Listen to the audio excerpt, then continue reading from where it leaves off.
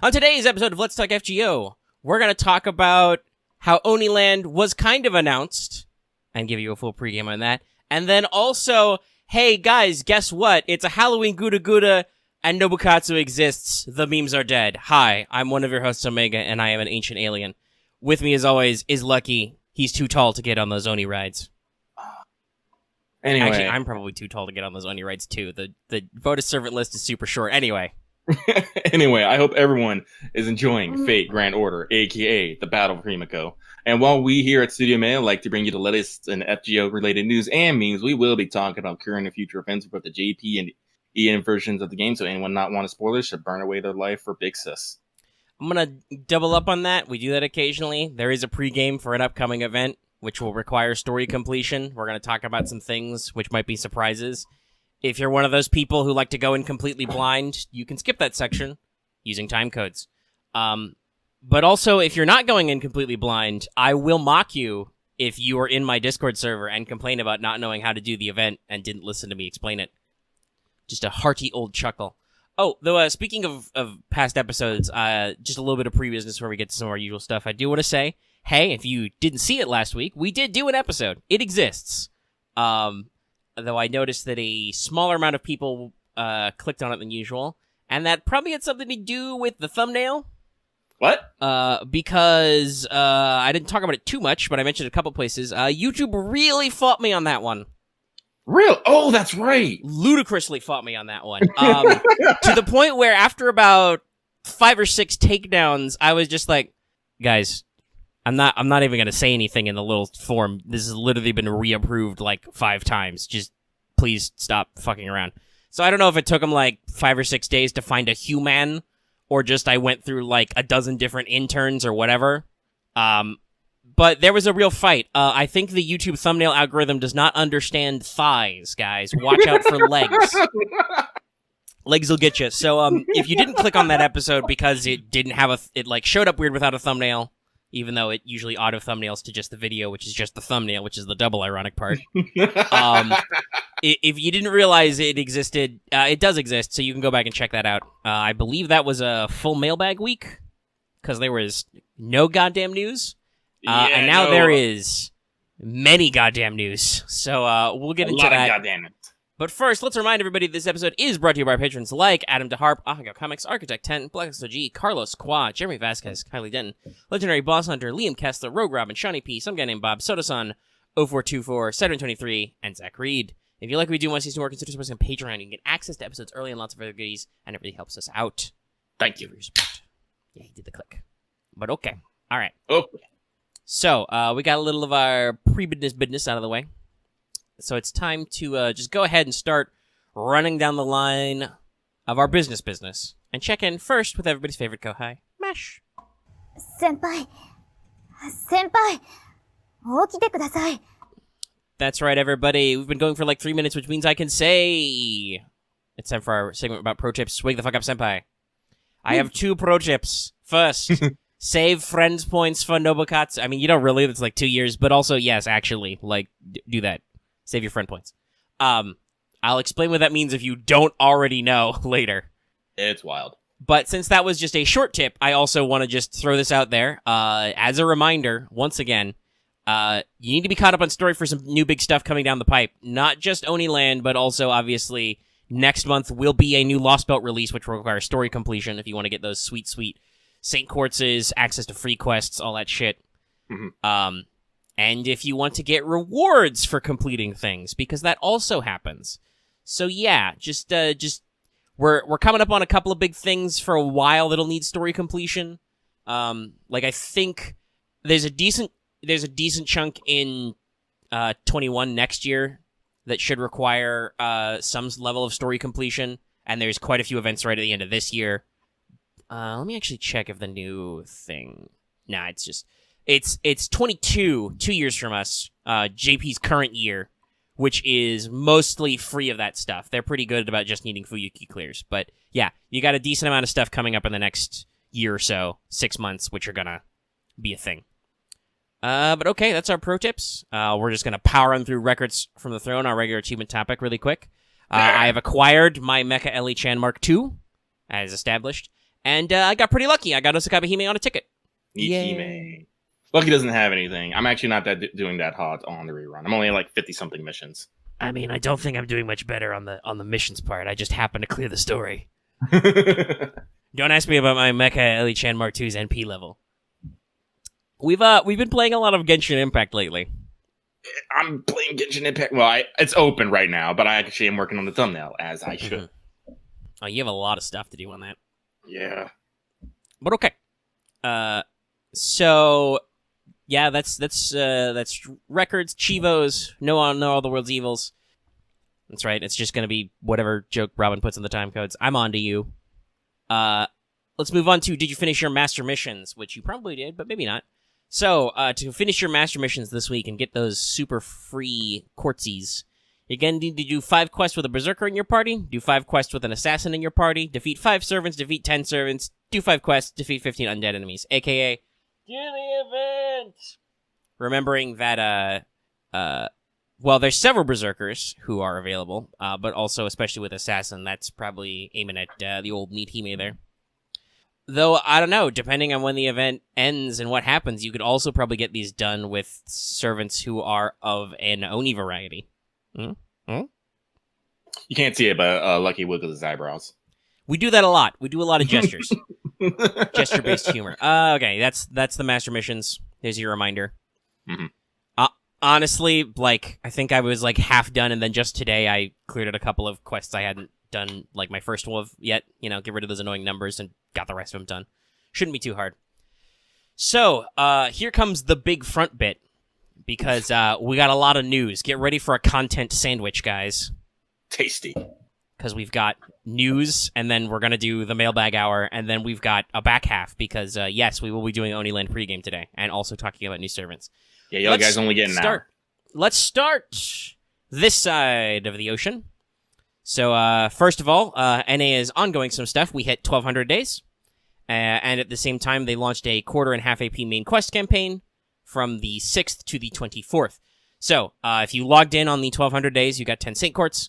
Part 1 quests will be quarter AP, because they're permanently half AP. Part 2 quests, aka Lost Belt 1 and 2, are half AP for the duration. There are also some bonus master missions, basically clear any of Part 1 and Lost Belt 1 for 10 EXPs, except for Yuki, which is 10 gold apples, which I'm sure a lot of people will appreciate. And if you've cleared Lost Belt 2, you get 10 Saint Courts. These bonus master missions, by the way, are time-locked, so it's just more incentive. So, fun fact, Lucky, I was doing some research on Oniland earlier today, obviously. This half-A and quarter AP thing, this was technically the prelude to Oniland. So, yeah, this is the lead-up. Interesting. Okay. I think that ours will, because of the way we compress the timescale, like the last week of this will probably overlap with Oniland. I've got some predictions later. But yeah, so this is literally, they're like, yo, dog, you need to beat Lost Belt 2. Here's your incentive. Do it. So we're also getting, from the week of the 11th to the 18th, half AP Embers, exactly what it says on the tin, half AP on daily Embers during this duration. I'm excited. I spent literally all the store Embers, and I think I ascended Osaka Hime twice. This will probably also tie into the interlude campaign, which we should be getting next. So that's a few days from now. They'll start a half AP. There'll probably be some interludes with it. Combined with the half AP and quarter AP story, that should give you plenty of time to catch up on story, catch up on EXPs, etc. And then finally, they announced Oniland, kind of. Soon TM. This was a weird one. I think it's because it has a story requirement. They felt like they needed to remind people early, but it just says mid-October. No other details. It's going to exist. It'll have caster Shuten. I'm going to put forward my official guess on the 18th, or I guess technically the 19th maybe. Basically, in Japan, it would have been on the 24th, which is when the half-AP story thing ended, but it says mid-October. The 24th is like... Isn't that the start of like the last week of October? Yeah, basically, that's the last week. So no, that's not mid-October. So yeah, I'm going to say the 18th or 19th. They'll probably do the interlude campaign for the break week like we predicted, and then they'll give you plenty of time with the half AP to catch up, but they'll leave the half AP story open so you can continue to catch up if maybe you didn't make it. So there's a lot of interesting stuff going on. But yeah, got some good stuff there. That's not really that big news though. Like, that's all normal NA stuff. It's very exciting for us NA players, but it's not the news. No, it is not. Let's start this cavalcade with number 1. Arcade did a second part America banner. Now Sita is actually in Arcade. How dare? I don't know anything about her, other than the fact that the HP and attack scales are different in Arcade, so that's useless. And that she is canonically voiced by Miyuki Sawashiro, which leads to many jokes. My favorite joke is that because Miyuki Sawashiro is also Rama and Nightingale, the event of America was Miyuki Sawashiro carrying Yuki Sawashiro, looking for Miyuki Sawashiro. It's the best. Yeah, it's there. Many jokes, because I don't think she's on like a lot of like panels or streams or stuff, but Sawashiro has a lot of roles which keep coming up in Fate. Though I gotta be honest, if you put her and like Ayaka Kawasumi on the same panel, that would probably just immediately devolve into jokes. But yeah, so it's interesting. I don't know much more, but it exists. It gives us many hms and ha's and hms. But obviously that's not what happened next, because they also announced a FGO the Stage Time Temple of Solomon, starting on the 9th, ending on the 30th. So basically, pretty typical stage stuff. I guess they're going ahead with the stage play currently. Mm-hmm. But you can log in for up to 8 days to get 3 apples and 4 Saint Courts, and the following servants have double super and great suck during the duration, which seems very interesting to me. It's probably a casting thing. You've got Saber Lancelot, Gil, Enkidu, Ozzy, Merlin, Da Vinci, Cascu, Casgil, Kualter, and Mash. So I don't know if that's like the parts they've cast for the stage play or what. That's the only thing I can think of. But it exists. Hold on, I'm going to mute Gacha Games really quick. But yeah, so that's just another little thing that's happening. Good for them. And then the big news. Who could have guessed? It's Ultra Ancient Shinsengumi Biographies GUDAGUDA Yamatai Koku 2020. They literally smashed 2 arrows ago. It seems pretty nuts. Okay, so this is running from the 9th to the 23rd. It's a GUDAGUDA event. Who could have guessed? Us last week, when I think the first hunting quest had a Nobu in it. Yeah. And then most of the subsequent hunting quests had Nobus in them. Anyway, in this one, we're going back to old-ass Japan with the old-ass Shinsengumi, but not really. This seems to be a mission event with some construction and resource-gathering type elements, such as QP fields. So, like, literally, you will go to the QP fields, you will get a certain amount of QP, and then it resets after 8 hours. So, playing around with some interesting mechanics. This year, the developers have really had a lot of fun, it seems like, with mechanics, because the Requiem collab had the board game type stuff. There was the, tactical map mode in Skafest, and now there's kind of this resource gathering thing. Super interesting. Don't know much more about it, though. It's got a bitchin' CM, though. Woke up to that this morning. Yeah, same. So, our summon banner is limited 5-star ruler, Queen Himiko. Yeah! Limited 4-star saber, Saito Hajime. We'll talk more about him later. And some new CEs, one of which is a Medusa CE. It's the 3-star, thumbs up. But wait, there's more! In your FP Gacha now, you can not only get the 3-star CE, but also GUDAGUDA EXP CEs and 1-star limited archer Nobukatsu, everybody. Golf clap. He finally made it. And in the powerest of power moves, he is a 1-star. He's technically free, but he's a limited 1-star. He's like a welfare without being a welfare, and also having some really great ascensions run by our Lord and Savior Paco. His second one is summer-themed, for instance. It's great. We'll talk about more what he does with a unit, but yeah, this is crazy. Like, I'm not even mad about the limited 1-star. I'm just like, I got like 2 million FP. I'll do it. Obviously I'm going to blow a shitload of my FP getting the new bronzes next year, but you got a whole year to prepare. Yes. So yeah, it's just a really interesting thing. There's no welfare, but like I said, Nobukatsu is in the FP gacha, and he's only a 1-star, so he should show up pretty frequently. I believe he's the same rarity as a Rash, so... Yeah, it just means you have to contend with every other single bronze, though. Yeah, you gotta do some wrestling, but if you got a decent amount, you should probably get your action in. And there is a resource to acquire more FP in the event, so it's got decent synergy. It's an interesting strategy. I've always wondered how they might handle such things. But yeah, it's super funny. They have established bonus servants, by the way, if you're pre-planning or can't read Moonspeak. These guys all get boosted damage and drop construction materials, with all the new servants dropping all 3. Which is interesting. So, not only do Himiko and Saito get plus 100% damage and plus 50% bond, but so does Nobukatsu. Oh. Yeah, so he counts as a full big boy bonus servant, not even like half bonus, like really in there. And he's in That's the FP. Gotcha. So that's interesting. Yeah, they're doing some interesting things. So this whole group of people get plus 50% damage and plus 20% bond, which is Okita, Emiya, Nobu, the regular kind, Kagetora, Ryoma, Medusa, MHX, Old Man Lee, Izo, Hijikata, Chacha, Mori, Maonobu, and Okita Alter. And Mash gets plus 50% damage and 5% bond to the whole party. And then these following characters get plus 30% damage and plus 20% bond. Archer Gil, Columbus, Red Hair, Kirki, Avike Braun, Medea, Chengong, Summer Okita, Summer Nobu, Lubu, and Space Ishtar. So crazy pants amounts of bonus servants. This is what happens when you've got like a 5-year legacy going on. And so you got bonus damage, bonus bond, extra drops, the whole thing. So yeah. Yeah, some people are suspecting a second part banner. There are, once again, extra characters showing up as NPCs and as story sprites. I will caution about that, though. Remember that we still haven't gotten... There's an angry old man guy in GUDAGUDA 4 who still hasn't come back. So they might just do stuff for the future. I'm not necessarily set that they're going to do a full Part 2 banner. But they might, because they're weird. And they love to fuck with us. I do laugh at this Welcome to the Rice Fields joke, because this is the time that Japan actually started cultivating rice and actual full-on. Well, and again, we talked about it. There's literally QP fields. Yeah, which you can build and farm.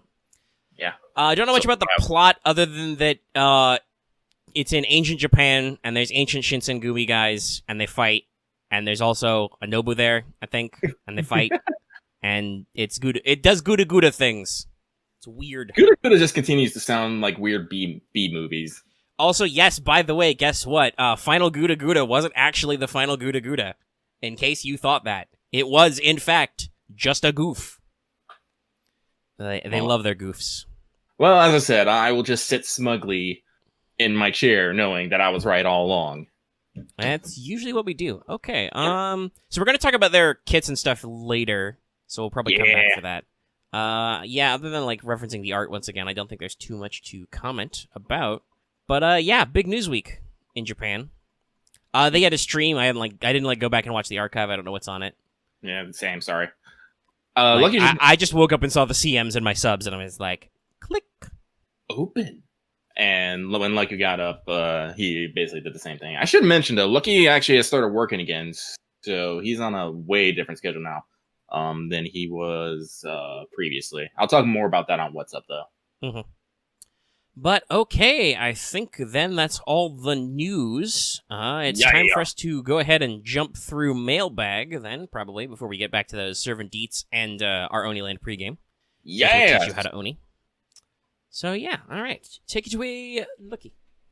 That's me. So, everybody, sit down, get tight, and get ready for Let's Talk FGO Mailbag, a segment where we take 1 hour, and we have a fuck ton of news, and trust me, we have a fuck ton of news and details today, to respond to your comments, questions, concerns, complaints, and compliments.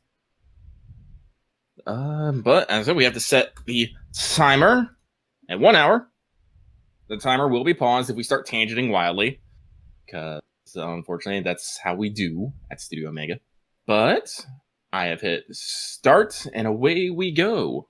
And our first one today comes from Omega is Calming, Lucky is Soothing, who says, yeah, no, that's it. Have a nice day, guys. Hey, thank you. I don't know. Am I actually soothing? I yell a lot. I get the. Yeah, I mean, you're definitely the trademark emotionally volatile one. Though, yes, I go boom. I feel like on streams, at least, I've probably yelled louder than you do most of the time. Very true. But yeah, I don't know. People say you're soothing when you're not yelling. Maybe people find my yelling soothing. Who knows? The biggest take. Anyway, so thank you, Omega is Calming, Lucky is Soothing. This next one comes from Mothra attaining mirth, making all of them mouthfuls.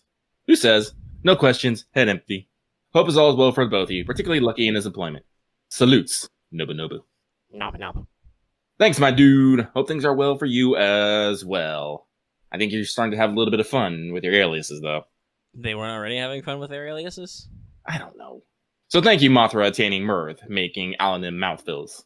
Next one comes from Secret Casino King Bun Bun, who says, hope you're all doing well. We're doing okay. Thank you. We have a lot of positive vibes coming in today. I'm happy for this. It's like, yes, good. If I could, I'd give you all the big Russian bear hug. But I try to break your bones. Sorry, Lucky's been listening to Peace Talks, and he loves James Marshall's renditions of Sonya. It is so great. It's so cheesy. So thank you, Secret Casino King Bun Bun. So this next one comes from He Whoever Seeks the Golden Biker. That's very golden of you, my dude. They say, question. As someone who likes looking at servant profiles, I've always wondered about skills that have no description. One skill I've wondered about is Gawain's belt of Bertolac. You can't see it, but I look to an imaginary Omega. Probably. Probably. All right. Since the name is a reference to Gawain's most famous legend, Gawain and the Green Knight, and its rates is EX, it seems like it would be powerful, but we've never seen him use. I don't know how much you know about Gawain and the Green Knight, but based on lore and its game use, what do you think it does, and are there any skills with no description that you'd like to know more about? I keck about this because actually on show, Omega has actually told the story of Gawain and the Green Knight. Yeah, I don't remember what number it was, but yes, I recounted it on air once, because that was during a time when a lot of people are like, what's with this Gawain guy? And I'm like, let me tell you. He's a great guy. It was probably back during Camelot, I guess. Probably somewhere between Camelot's release and between CCC kind of coming out somewhere in there. A lot of people get sassy. But yeah, so the belt, well, one, to answer the second question, other skills with no description, all of them, literally all of them. As the guy who does the lore analysis, and I wrote this whole, homebrew thing, like a tabletop RPG, I'm always like, when a skill has no description, I'm always just standing there shaking my fist silently. Like, being like, what does this mean? Lucky for his part, I'm definitely with the Omega on lore stance. Like, I don't care if it necessarily does anything mechanically, but, like, tell me what this is. Yeah, though I will say from a lore perspective, I would also prefer if you, like, more concretely described what it's supposed to do, because there are some descriptions which are basically shaped like themselves. Yeah. Much like Eric the Blood Axe's profile 1. The Blood Axe King with a bloody axe. What? What does that even mean? So for the first question, rather, technically, about the belt, don't know. Gawain comes from extra, which means as a boss, he has a relatively full kit of stuff he does already. And through the various, like, extraverse stuff, he's been described like he has his interesting charisma. He has his, numeral of the saint ability. He should also probably have some protection of the spirits like Lancelot does, not that we really know what the fuck that does. The belt was almost assuredly made up for FGO because he needed 3 skills. And giving him vanilla-ass protection of the fairies wouldn't do anything. Much like why Saber Lancelot has, like, 2 NPs as his skills or whatnot. So, actually, one of his NPs got turned into a skill, and the other one's just his catch-all knight skill. So they made it fit the themes. If I were to guess, especially with the EX rank, the belt is probably actually a noble phantasm, not a skill. That's something that happens very frequently with FGO. Yeah, that's what I was gonna say. It's like, normally if it's not a skill, it's actually a noble phantasm and has to do and with it's got a pretty long name. As to what it does, I don't know. It's supposed to magically protect him from harm, and it does gives him MP and guts, right? I believe it's a guts. So I would expect that kind of thing, like it probably lets him survive injuries that should kill him. Whether it's literally magical or just, as in the legend, a reminder of that time he did a thing, I don't know. But yeah, that's my guess. And technically that should be, any Gawain should have that. Unlike Knightless Charisma, which is a buff that only makes sense for FGO Gawain. But yeah, that's my thoughts. I do frequently opine about the lack of skill lore, and do sometimes wonder about skills. Lucky is the same. Alright, so thank you, he who forever seeks the Golden Biker. We shall now move on to Star Knight of the Holy Church of Ren, who says, question, hey guys, in terms of enjoyable moments in Fate, what were your favorite part in any story? A few of mine is Hollow Ataraxia, seeing Ren argue with herself, and all the nighttime scenes with Reshgal and Babylonia. or Babylon. Thanks again. Same thing, really? Well, it's interesting. So the question is phrased as just enjoyable moments, and then these are both, I assume, funny. Mm-hmm. So if we're talking funny, I will always like the funniest thing to me every time is Ren talking shit and then immediately stepping on a landmine. Yeah, that's a good one. That's a real good one. That's like that one that makes me go, heh. But if we're talking like actually, honestly, that happens to Rin a lot, both as her and as Ishtar. The god killing statues with class advantage and stuff, in her interlude, things like that. That's a really classy one. I also think just in terms of humor, almost always whenever Blackbeard dies immediately, that's just a really great running joke we both enjoy. I like how they subverted that by him activating his guts in summer. Yeah, it was a fun one. But I mean, I wouldn't want to list all of them, but I have a lot of moments I really like in this story for like emotional impact reasons and whatnot. But it's just go back and listen to our back catalog. You'll do great for our ad revenue because that's us every time we review a story. So also Lucky wants to shout out just all of today's menu with Amy and Family, just all of it, start to finish. Yeah, that's also really great. When is that game coming out? Actually, yeah, we should probably check. I don't know. Yeah, but we'll leave it at that. So thank you, Star Knight of the Holy Church of Rin. We shall move on to waiting for his next Grail target, who says, "Hey guys, love the LT stuff and general content.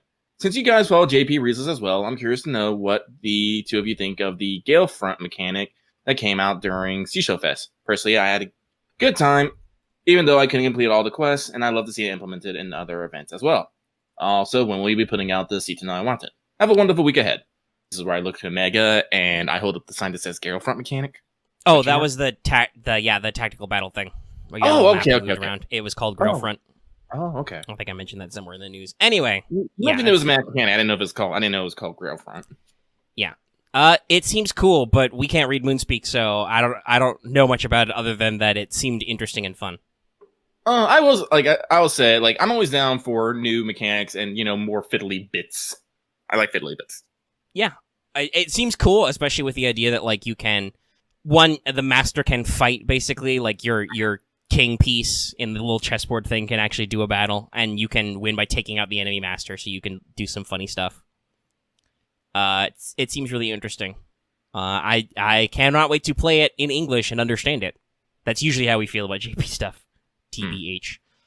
So for Sita I Wanted, usually that'll be whenever they announce that, but I'm planning on at least shooting it early next week, because you never know when they'll actually drop Oniland. So I'll go ahead and pop that one off. But you can expect it to probably be either literally when the banner starts or released shortly before it actually officially starts in anticipation. And as I said, I think we got a little bit of time. We got like 4 days left in the event, so yeah, I'm probably not going to record it until like early next week, and then set it up to be released. All right. So yeah, that's it. Now you know. So thank you, waiting for his next Grail target. This next one comes from Whale on Top of Midget Castle.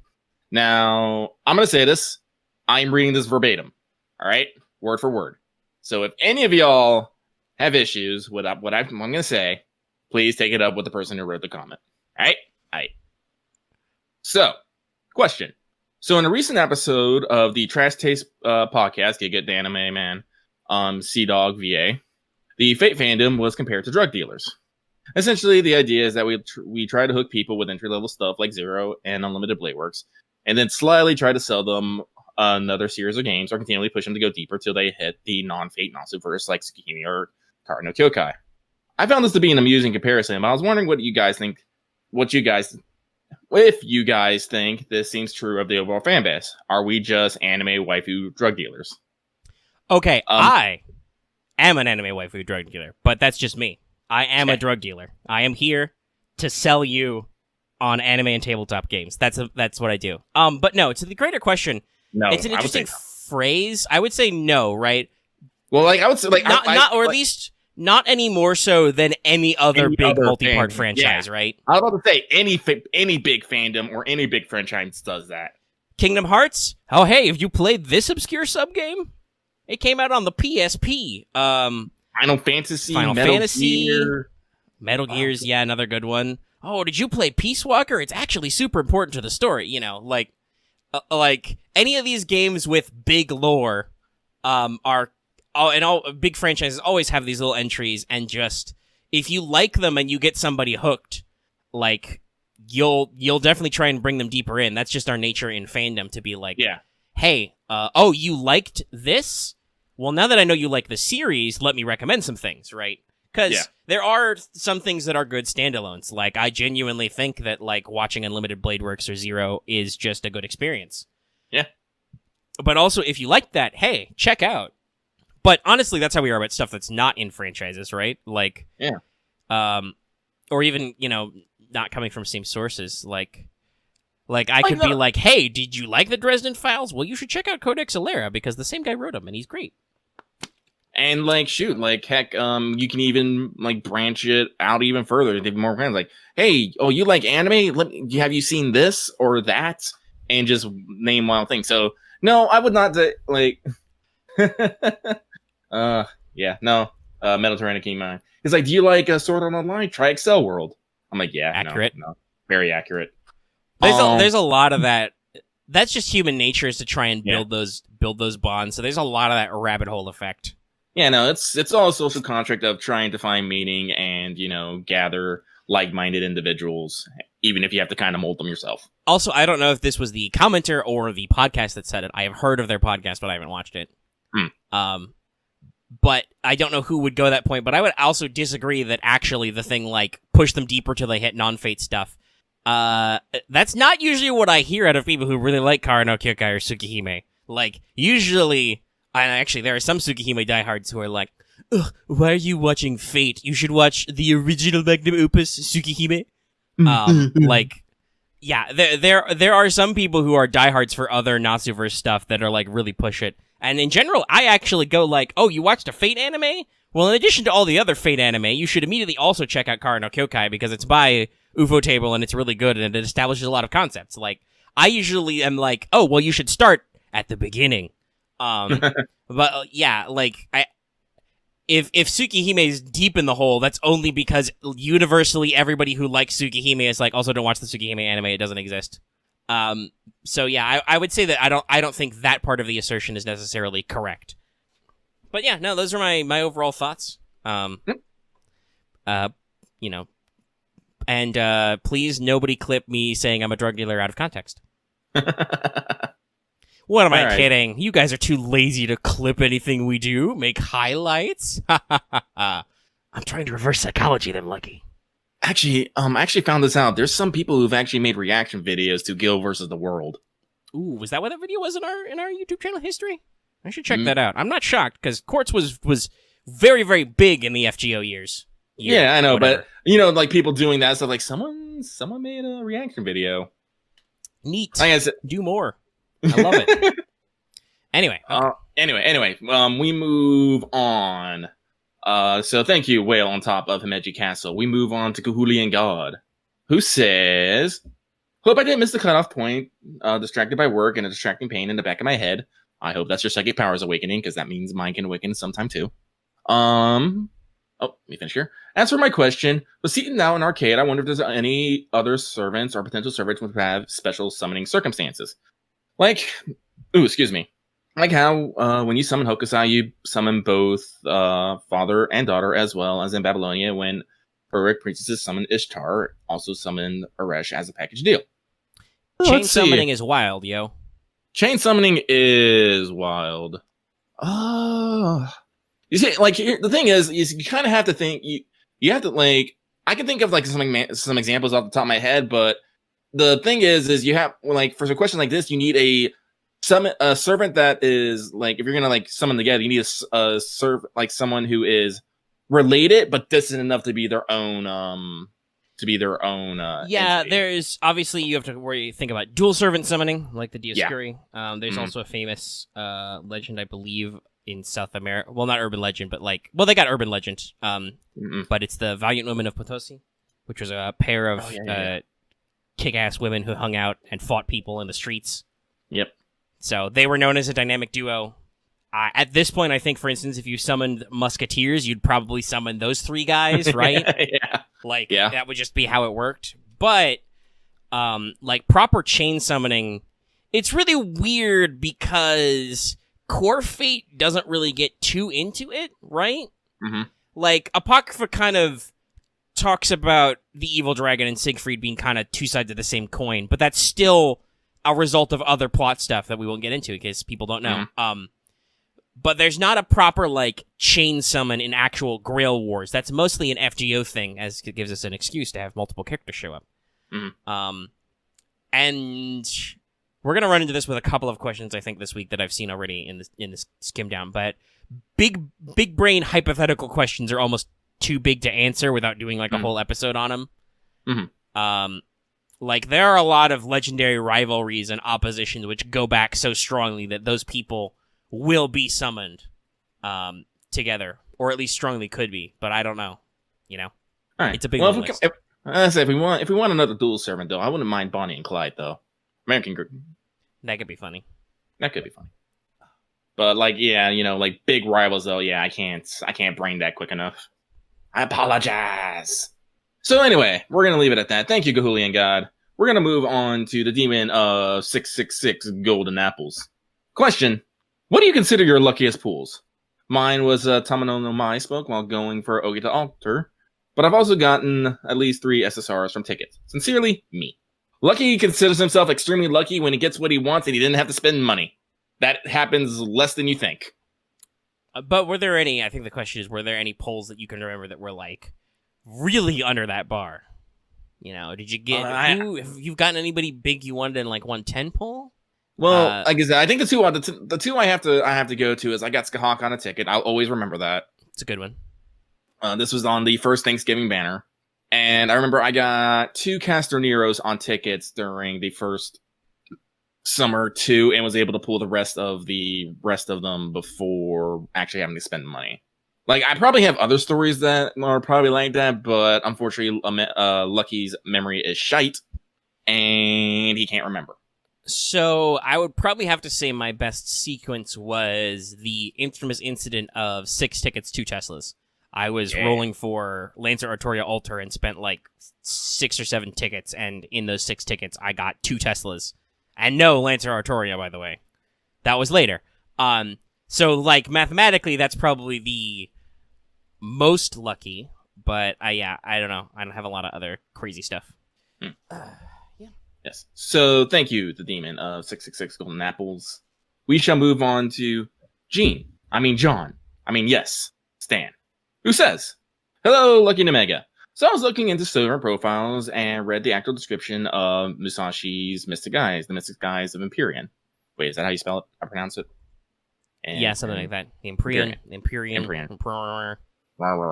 In summary, they basically allow Musashi to limit the infinite possibilities into one result. I also remember that Ophelia's Mystic Eyes are quite similar, if not identical, to that. So what's the difference, if any? Regards, John. Okay, yes. Stan. Okay, all right. Well, so we've done a big episode on Mystic Eyes before. That was pre-Lost Belt 2, so I don't think we actually defined what Ophelia's Eye did, per se. But Musashi's Heavenly Eye is not the same, because they're not called the same thing. So, with the Heavenly Eye, Tengan, the Empyrean Eye, whatever, that basically is what Musashi sees with her eye. She pictures the outcome, and then she can follow through and have it happen. If she decides she wants to cut that guy's arm off, basically, if she follows through in the motions, she can cut his arm off. It doesn't necessarily change the exact future, but it's got a way of, like, aligning everything in your power to make your outcome come true. Ophelia's eyes are eyes of reversion, and they're very weirdly described in lore. Like, they're supposed to be basically the ability to reverse strengths and weaknesses. Basically, they observe what possibilities you have and then kind of, like, change outcomes to a single course. They operate similarly because the idea is they make a certain outcome happen, but I think that probably the key difference is the mechanics. Like, Musashi makes things happen for her. She wants an outcome. She envisions the outcome and sees it with her eye. If she follows through with it, it happens. But it does not necessarily mean, like, I don't think it's ever observed anywhere if Musashi could, like, look at two guys sword fighting and be like, what if that guy B cut off guy A's head? Like, I don't know if she can fully commit her eyes to, like, make that happen. Whereas Ophelia could totally look at guy A and, like, look into all his possibilities and lock him into the possibility where guy B cuts his head off. Probably by fucking with his strengths and weaknesses or something. It's a weird one. Like I said, I don't think, like, even having played the Lost Belt in English, I don't think they went super deep on, like, actually trying to explain how it works. Like, somebody brought up talking about causality. I think that's a good one. Like, Ophelia's maybe, or maybe doesn't reflect causality. Musashi does definitely not defy causality. She does not remove cause and effect. She just sees the appropriate cause to cause the appropriate effect, basically, and does it. It's weird. Also, another thing is, I don't know where you're about to go, Lucky, but a thing we should point out from Lost Belt 2 is that there seems to be a lot more seeing with Ophelia's eye. Like, she can actually perceive different possibilities and timelines and stuff, which lets her use her abilities. While Musashi is a slider, basically, she's a drifter, and we see her a lot in story. As far as we know, her eye doesn't actually give her any special perception. It's just an effect that does stuff. Who knows? Musashi's going to keep coming back as a story character. Maybe we'll figure out more later. Yay! Alrighty. I was going to say something, but I totally forgot. That's how it happens. Anyway, so there's that. Omega has laid down the law. So thank you, yes, Stan. We move on to Neo Dark Sword, who says, Dear Lucky and Omega, I just wanted to ask which Swellfell servant have you found to be the most useful outside their event? Thanks and keep up the great work. Thank you. Well, what welfare do I use the most? I mean, it's a decent spread for me, but I'd probably say the most. I'm gonna go with actually, it's definitely gonna be Mecha Ellie. Alter Ego's too good, too OP. That's a big one for me. Behind her, it's probably actually Nobu or Shiki Assassin, just because they hit niches that I need a lot. Like, Nobu's still really useful, guys. Yeah, I'm gonna have to. Yeah. Like, I think I use all of my welfares, like, somewhat situationally. Actually, BB might be another close second, just because class advantage. Right? She was the only Moon Cancer for a long time. But yeah, in general, the ones I use the most are the ones that have strong, persistent mechanical benefits. But I will use almost all of them a little just because they are NP5 units with 4-star stats who do stuff, usually. Yeah, for Lucky, if we're talking strictly welfare, yes, then it's gonna be Shiki. Single target arts assassin is great. That is probably followed. I believe you also use Cha-Cha a lot for farming? Yeah, I use Cha-Cha a lot for farming. Actually, yeah, if we're gonna, yeah, no, like, honestly, Bunyan technically isn't a welfare, but you get her through event. Cha-Cha and Bunyan are literally like two of the linchpins in my Ember farming team. Cha-Cha, I think, is like 9, Bond 9, and Bunyan can't be that far behind her. So yeah, Cha-Cha. But like that's, like I said, that's just literally my rote, no brain, farming strategy. So yeah, probably after that would probably be Shiki and BB. So BB also, single target arts, super useful. Heck. And again, until last summer, the only Moon Cancer, so you could beat up those pesky Avengers. All right. Wait, where was I? There I was. So thank you, Neo Dark Sword. I hope that answered your question. We're gonna move on to Zed, just Zed, who says, comment. Mecha Ellie Mark II obtained. Now needing to get the rest of our materials. Hope you two are enjoying the event. Managing. Enjoy is a strong word. I forgot how many goddamn rooms there were in this castle, but a lot. All right. I need to charge my phone. Question. Since we're in the middle of a debut event of the Mecha LA Chans. I was wondering if DW decided to make a mecha event, what servants would you want to get mecha alts of? Thank you for your time, and I look forward to seeing what comes next. Them just mentioning mech, it just makes me think of how many people are just playing, talking about Super Robot Wars in our Discord. Well, yeah, we got a guy who's just playing the whole backlog. We got like a couple people who are big into like Fire Emblem stuff or Super Robot Wars and just playing a lot of things because lots of people have lots of free time currently right now. Well, so first of all, we have to do the obvious, Lucky. We have to mention BBB, the Mecha BB from, I believe, from Capsule Servant. So obviously, if you're gonna do it, you got to do that one. Yes.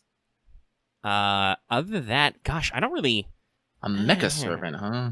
I mean, like, I want to see the alter version of MHXX, who, while being a swimsuit, has also got a giant robot suit, which is cool. Yeah. Like, I gotta ask, is it like mecha, like, are we talking like strictly just, mecha as in they get turned into mecha, or mecha as in maybe they're a mecha pilot? I mean, I don't know. They didn't specify. They did mention the mecha LEs who are just robotic versions of Liz, but they also yeah, that is very open because they do call you their pilots. Yeah. So I don't know. Lucky has a giantess fetish, but can't think of anything off the top of my head. Like I said, I would not want a Mecha Tamamo. That doesn't click together. No, that doesn't really make a lot of sense. No. Actually. No, we just need a giant Mecha Nobu. Like, honestly. It doesn't even have to be... That's a thought I had earlier, too. It's like, we already have Mecha Nobus. We just need a we need a proper Nobu Mecha to lead them. Yes. Better. Well, also, actually, I guess I should throw this in here just for the joke. We do already have Space Ishtar, so clearly we should get Mecha Ishtar. And then all three Ishtars should fight. Oh, no. Instead of Mecha Ishtar, Mecha Aresh to battle Space Ishtar. Yeah, Mecha Aresh versus Space Ishtar. Aresh built herself a robot to do her job. And it went crazy. That's, I think, the plot to one of the Katamari Damacy. Perfect. All right, but I don't want to think too much on this, so we're going to move on as I yawn, and I hope all of you yawn to suffer. I will probably yawn, but I was probably going to do that anyway. So thank you, Zed. Just Zed. We move on to ends up drawing too much grass. Who says, hello, Lucky and Mega. As I'm eating popcorn, I try to think of questions to ask for what servant is capable of being a director for a Halloween film. Stuff like that. As such, I would like to say, have a good way, and let the Mecha Liz bless you for the rest of the event time span. That might have been a typo in there. Might have been typo. Directing is really interesting, because film is really recent, right? Yeah. But also, like, super fucking impactful. I'd really like to see some stuff. We do know that Learning with Manga's writer is a film director. Literally has the ability directing. Honestly, just for the shits and giggles, I want to see Nero directing a film. Ooh, that's one of those like Hollywood vanity project films that just like implodes. Nero is directing and is also cast in all the starring roles. Yes. Honestly, there's enough Neros running around, you could actually do that. Actually, you know what?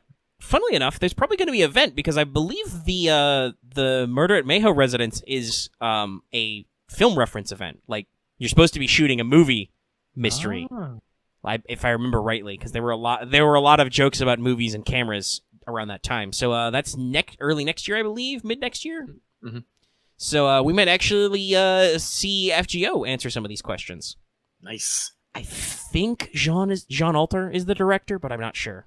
She would be. That's another classic one. Like, she would be the one. I mean, we already know she has artistic talents leading the Dojin Circle. But she would totally be the one to, like, be like, I could make a movie, watch me. And then she'd be like, hey, master, make my movie for me. I don't know what I'm doing. And then you're going to help her. Because that's how you do.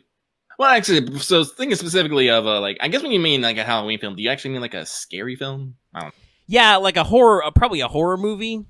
That'd be interesting. Also, well, that's, funnily enough, I believe that was the theme of Summer 5, so... Yeah, no, I might be slightly biased due to a certain doujin I may have read, but I would totally put Murasaki in the seat of a Halloween movie director for reasons. Well, also Murasaki, we do know, is a great storyteller who does a lot of her Yeah. research and is very scary. Yes. My immediate thought for directing a horror movie was just put Carmilla in a beret and she'd fit right in. She knows all about terror. She could be a snooty art director. Yeah. That is also probably slightly relevant because we were talking about Halloween events and, like, comparison. Mm-hmm. Okay. All right, so thank you. Ends up drawing too much grants. We're going to move on to I found Toto-sama and Tevat. I guess that's how you pronounce it. Side glance. Who says, hey there, Looking at Mega. Hope you're in good health. Here goes my question. What was the moment in FGO that made you freak out, go, Nani the fuck? For mine was fighting Tristan and Camelot. I took my time on Lancer, and on the first turn, he almost murdered her. Keep up the fun talks. Good vibes away. P.S. Shin make me laugh, Omega. Shin's great. He's a great guy. I didn't catch the other scene, but I know Shin's great already. Yeah, there's more Shin in it. I did a lot of Imperial missions in the second stream. Yeah. Well, so obviously, usually I do the pre-games, right? And I try to understand and forewarn people who are interested in that about gimmicks like Tristan. So I knew that would happen. They never really did a gotcha with me on Camelot. I'm trying to think. There were a couple of challenge quests I did where I was like, this seemed much easier on paper, but I don't know if that was really a gotcha. Probably because this was still early in the show. I don't think I really was like fully embraced. Probably the thing that shocked me the most was maybe, I want to say, London, when actual Solomon steps out. I was like, what? Right now? We're gonna fight that guy right now? There's like 4 pillars. We're gonna fight him. Like, maybe not full blown 90 the fuck, but I was definitely like, oh, are we doing this right now? Huh. What about you, Lucky? Do you have any big mechanical surprises or fights you went into or other moments where you were just like, what? Well, I can't say, like, it wasn't like a freak or a fuck, but the fact that when we were in Lost Belt 1, when we're fighting Ivan, we actually had a skill change. It's like, no, you can totally just go and punch this thing. I was like, what the fuck? I want to do this more. Yeah, so there's some pleasant what the fucks. Yeah.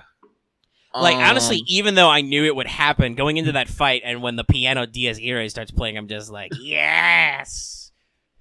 Yes! It's like, just light shoot, like light beams just emerge from my eyes, and it's just like, oh! Actually, do I still have that emote? I don't even know if I do. I need to start this GIF. Oh, I do. Awaken. Just, oh! Wow. Meanwhile, I posted the M. Bison yes GIF. But like, God, these eyes are so creepy in that. Anyway, but like, I'm trying to think of more because I try to, like, as I said, like, I'm a person, I try to remember the positive things more often than the negative things, because otherwise I get super depressed and then I don't do anything at all because I'm laying on the floor hating everything and everyone.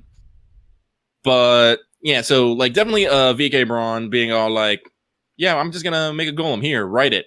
And fucking Kodak's like, you're fucking writing it? And he's like, and I'm like, fuck yeah, fuck you! As, then actually, that means, shit, there was something... Anyway, but other moments, Lucky's slowly doing a tick back. Oh, actually, if we're gonna talk about what the fucks, I can't remember which ones exactly, but I definitely know, like, I was having a huff at some of the duels in Shimosa. Yeah, that was one. I feel like that was one of those things where it was like, on paper, I know what this is, but when you actually play it, you're like, I am not prepared for this. Yeah. Like, I knew the gimmicks, and I was still like, boy, this is tough. Yeah. Just all of CCC made me go, what the fuck? Just all of it. The good, the bad, the horny. Well, CCC is just written to be a bind twister. By the way, there it was. I yawned. There it was. I knew I was going to do that, but I did it. You did it. But yeah, no, that's all I got. I said, I don't want to spend... Yeah, it's not linger too much. We've been doing a pretty good clip for these. Yep. So, thank you. I found Toto-sama and Tevat. We're going to move on to Dave, Lord and Savior, who says, are there any servants you want to see be a Lost Belt King? I always thought Mordred could be an interesting choice. They could be interesting. We get this question a lot. I think our usual answer is there's too many. Like, that's a big one. Like, what would be a good Lost Belt? I don't fucking know any of them. They're what-ifs. Yeah, I don't know. There's a lot of alternate takes on servants that we see all the time, both who exist already and who don't. Also, I mean, don't say nothing about nothing yet. We don't know what Lost Belt 6 is. Yeah. We know it's happening and it has stuff in it. That's all we got right now. We have conjecture, but nothing confirmed. We have conjecture, and we have my wallet's gonna die. No matter what happens, they're gonna try and murder my wallet. I can just hope that it takes them a while to do it. Which I gotta be honest, we're already mid-October. I don't think we're getting. I'm reasonably sure we're not getting Lost Belt 6 this year. I'm not even sure we're gonna get the 0.5. I mean, I think we probably will, just because there are 2 whole months left. It's like, okay, what are you gonna do that goes in there, right? Like, no, they still. Well, actually, I don't even know. I don't even know if they're gonna have a fucking Christmas rerun, but they're gonna have their maybe a Christmas rerun. There should be a Christmas event and hopefully a rerun, but then there's like a whole lot of space in like November. And there's the back half of December going into New Year's. Like there's some space for some stuff, but we'll have to see what they plan. Yeah, actually, they got like one solid slot for like one big thing, but they do like to do story in like November, December. Anyway, we're tangenting now. We are tangenting. Again, I can't. Like, here's the thing about Lost Belts again. Lost Belts are a point in history that changed for whatever reason, then continued on to the present day. Yeah. So to think about a good Lost Belt king, you have to think of someone who basically somehow, some way changed history and then survived all the way to now. That usually requires a lot more weird bullshit happening. Like, as we have seen with the 2 we've already gotten. Yes. One was literally a goddess, and the other was kind of, because Lost Belt Ivan, ate a demonic beast mammoth man. So he got to be a giant mammoth man. Yeah, so that's the thing about, that's the thing. It's like, again, like some sort of divergent history going to the present. That takes a lot more brain juice than I'm willing to expend right now. I apologize for that, because I do like thinking about these things, but I don't have the time. Literally don't have the time. Yeah, we like these questions, just in Mailbag, it's usually hard for us to answer them. I think is the best way to put it. Whenever this means we just need to have a theoretical section, and let's think about weird shit. Anyway,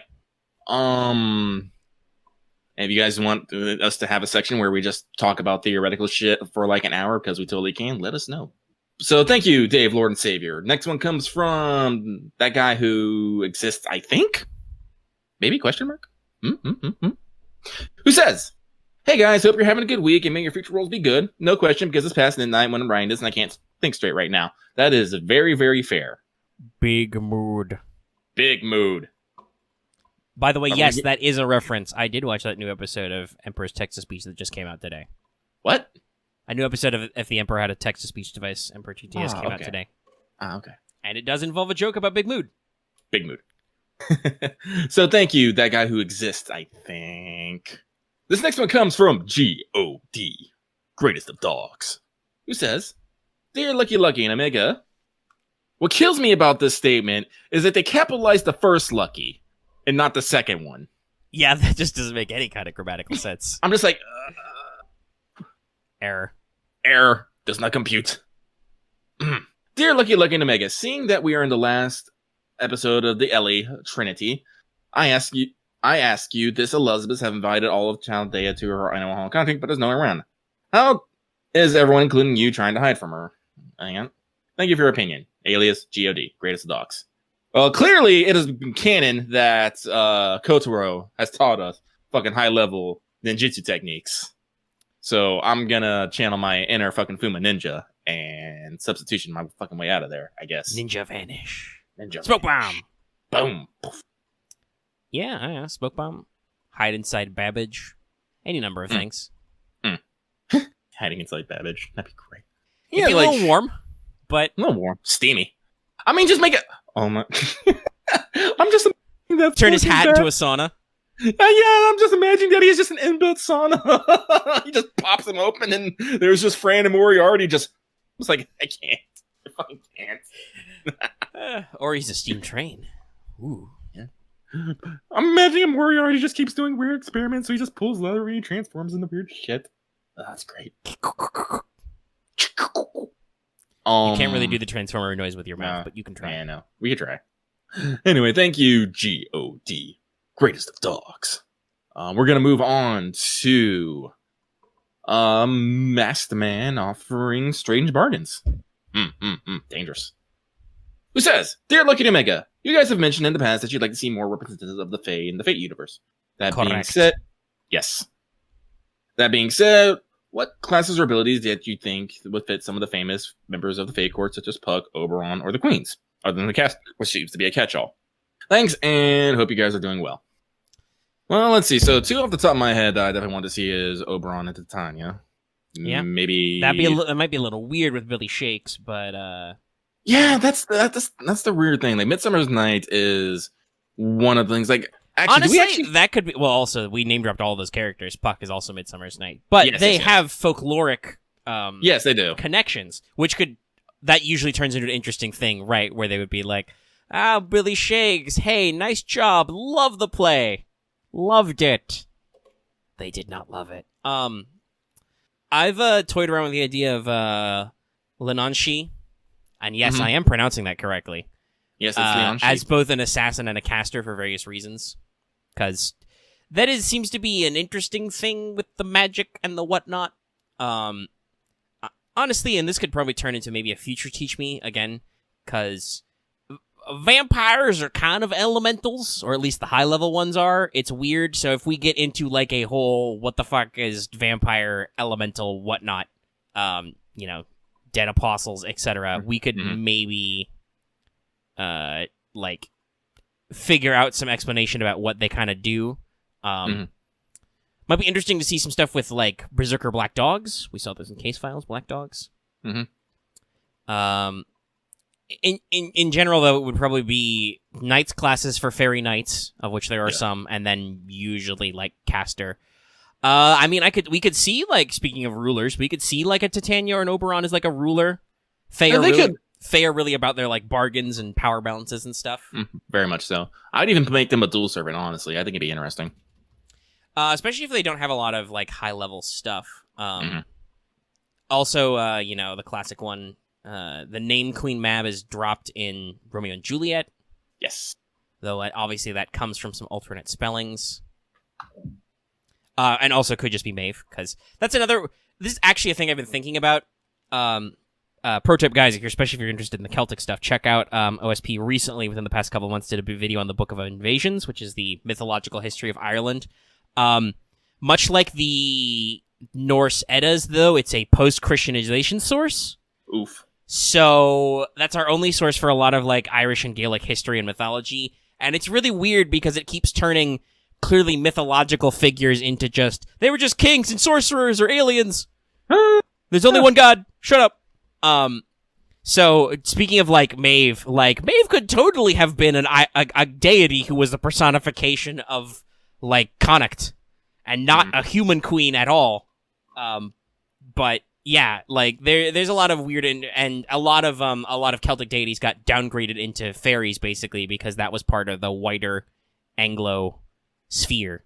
It's an interesting concept, but yeah, we could see a lot of interesting things. There are a lot of fairy queens, and obviously the thing is, right, like, to be recorded as a servant, you have to die, but also, and most elementals, I think, are supposed to be, like, immortal and non-physical, but legends are a thing, so, yeah. I mean, if we get the same, like...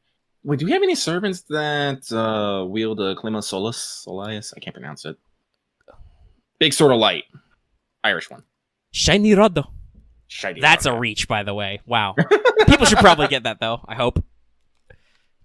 That was a trigger anime. Yeah, it was. Explicitly, no. Though, funnily, I've done some research on that one. The Claim Soy the Sword of Light's a really fun one, because that's almost like an archetype, right? Yeah. Like it's just the thing that exists. Yeah. Oh, and a guy has to go get a Sword of Light for reasons. Are they the same sword? Are they different? I don't know.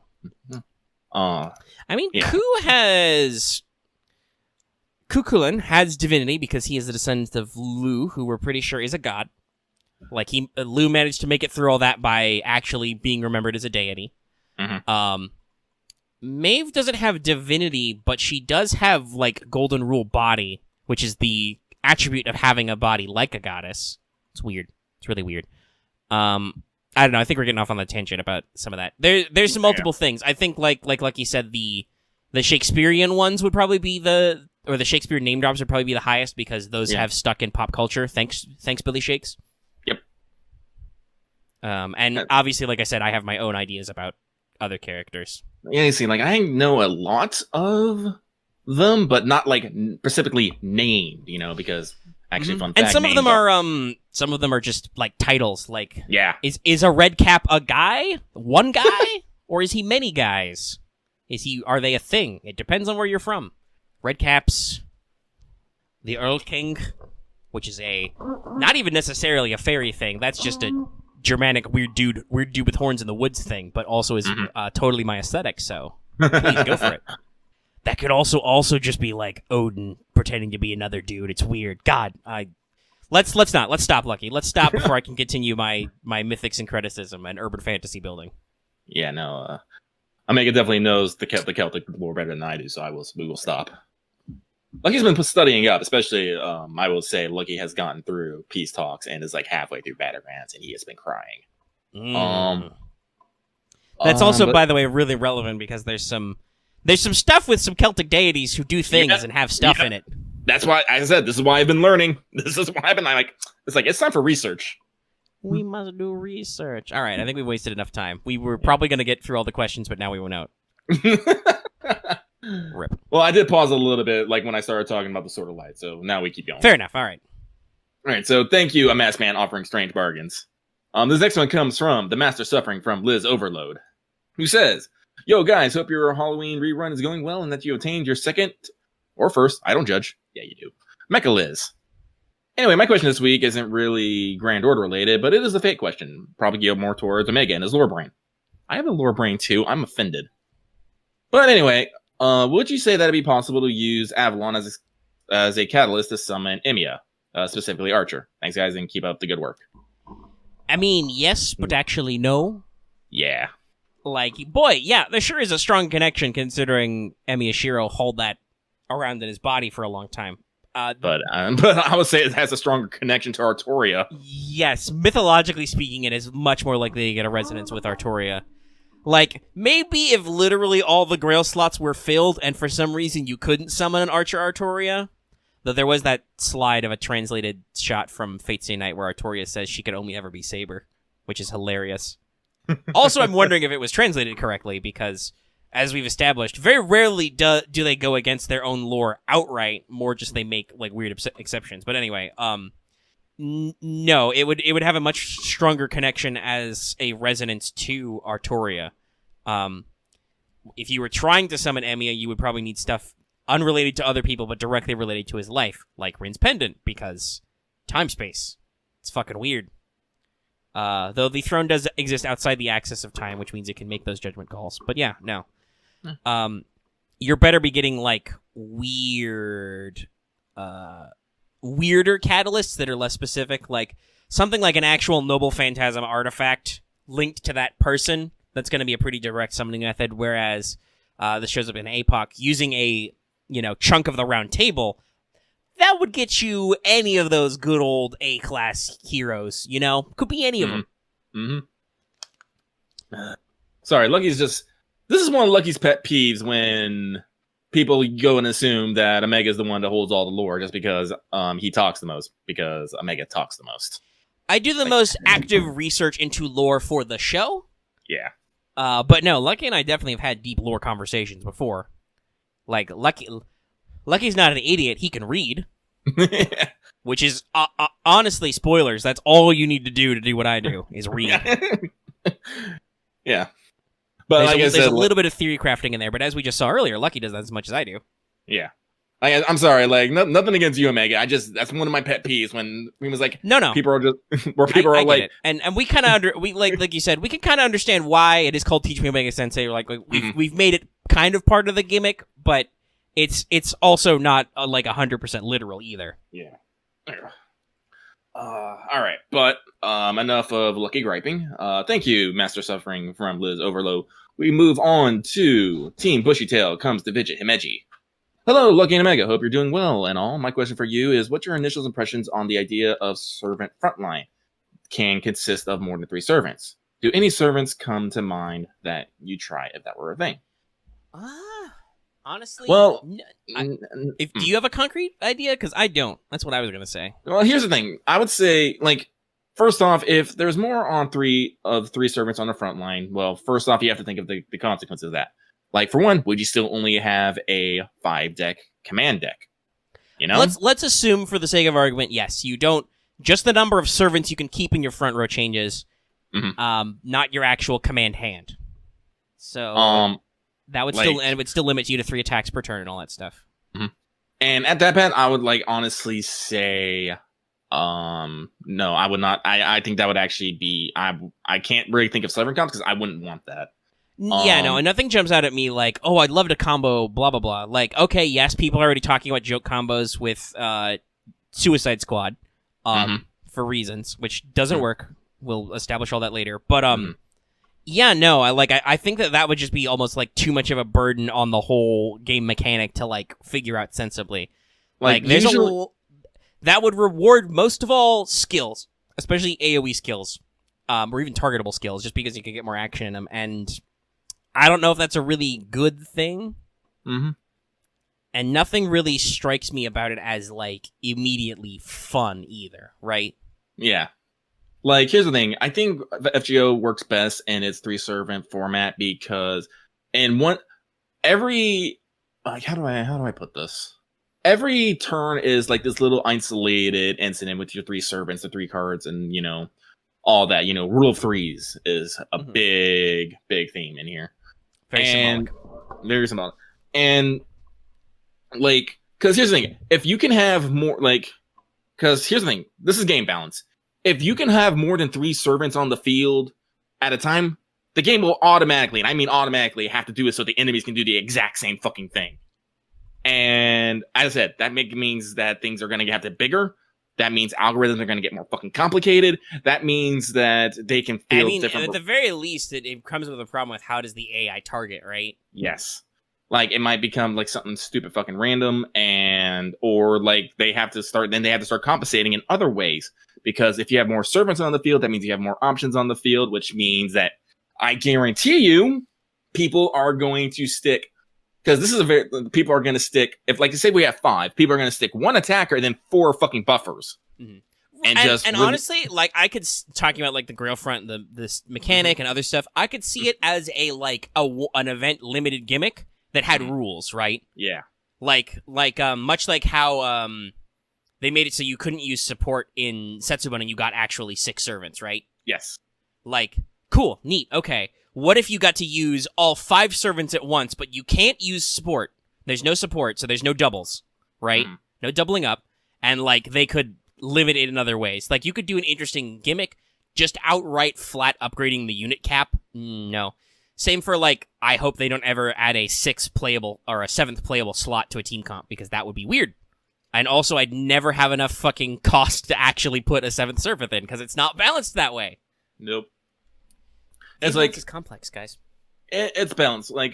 Remember, for every action, there needs to be a reaction, and that gets the same with comps. If we got 5 servants, they would have to increase the difficulty exponentially. And I'm I don't want that. I don't want that. Again, just as a limited gimmick where they know what they're doing. Okay, cool. As a permanent thing, no. That would make some things way too easy, and thus would make some things way too hard. All right, so thank you, Team Bushytail comes to visit Himeji. Next, we're going to move on, a master helping build a theme park. And they say, Dear Killer Bunny Lucky and Super Android Omega. I like those names. With the next Halloween even happening... I'm sorry. With the next Halloween even happening soon-ish, my question is this. If there was a servant theme park, what rides would you want to see? Okay, everybody, let's just get this out of the way right now. Rimshot. Servant rides. Haha. But other than that, obviously, Avikebron bumper golems.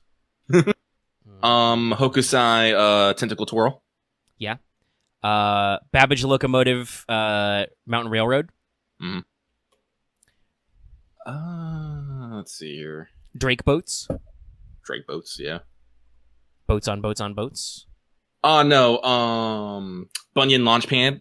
Bunyan just picks you up and just flings you. Or we could do the hammer thing. Oh yeah, or the hammer thing. Blackbeard pirate ship. That'd be fun. Yep. I thought I'd have more difficulties, but I'm just taking ones that I know. It's I'm really just easy to just throw shit out there. Mm-hmm. Who would Like, have you the could do Ferris wheel? I don't know. Who's got a big wheel? I would say I've shot them on, but he's not technically out yet. But I believe I joked about Summer Avenger Boudica with Chariot of Boudica. It just becomes a giant Ferris wheel that she runs you over with. We could do that one. Ferris wheel. Seems like Boudica seems. It seems weird, but it seems weird to say this, but Boudica seems like a Ferris wheel. Mm-hmm. There's a couple of different roller coasters we could do. Martha Tarask roller coaster. Or the Tarask spin. Tarask spin. Oh no, Tarask would be. Oh, that's the timer going off. All right. Tarask would be. Tarask would be. You ever been on that ride where it spins really fast and they drop the floor from beneath you? Maybe. Lucky I've been on used to some love spinny them. rides. Lucky. Not a huge fan. Oh no. Asterios' Labyrinth Funhouse. Yeah, that's a good one. I was gonna throw out Medea's version of It's a Small World After All. Oh god. That'd be a lot. She did build Jason Land. I was about to say, that'd be a lot of tiny Jasons.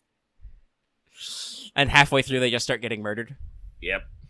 But okay, that was the timer. Yeah, I was so... Oh, man.